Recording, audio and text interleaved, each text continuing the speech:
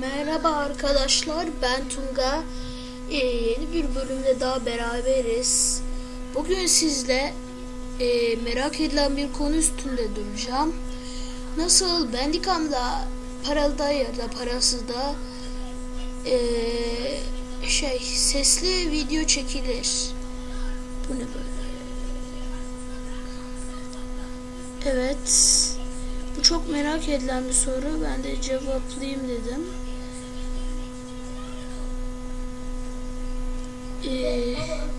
Sonra işte nasıl sonraki videolarda nasıl şey yapılacağını da nasıl kurulacağını falan da gösterebilirim. Evet, şimdi ilk bizim bir Bandicam'a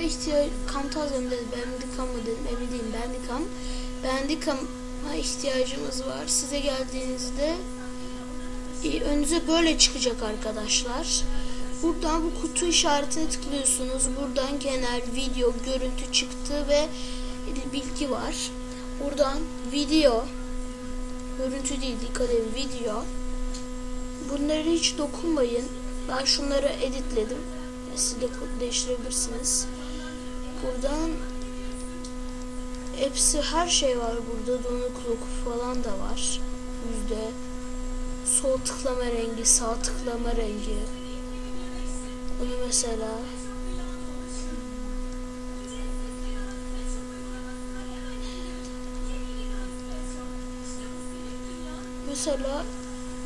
buradan bizim sesi arıyoruz. Buradan normalde böyle gözükecek sizin.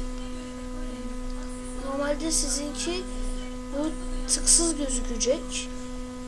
Sizin yapmanız gereken buna tıklamak. Buradan mikrofonunuzu ayarlamak. Mikrofon işte buradan ayarlıyorsunuz. Sonra tamam diyorsunuz ve hemen hızlı bir şekilde Bandicam nasıl sesli çekilir öğrendik arkadaşlar.